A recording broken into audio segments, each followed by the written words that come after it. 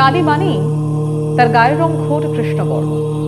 কিন্তু তোমরা কি জানো, আমাদের এই শহর কলকাতায়, আমাদের এই বাংলার বুকে দেবী শ্বেতকালীর পুজো করা হয়? না না, ওয়েব সিরিজের শ্বেতকালীর কথা বলছি না। আমাদের শহর কলকাতার লাল বাজারে একটি কালী মন্দির রয়েছে, যেখানে ফলাহারিণী শ্বেতকালীর পুজো করা হয়। পুজো শুরু করেছিলেন মধুময় ঘোষ, আর এই পুজোর স্বপ্নাদেশ পেয়েছিলেন রামকৃষ্ণ পরমহংসদেব।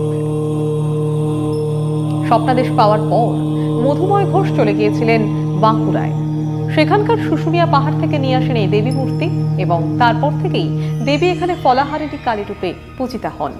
শুধু এখানেই নয়, বাংলার আরো বেশ কয়েক জায়গায় ছড়িয়ে রয়েছে শ্বেতকালী মূর্তি।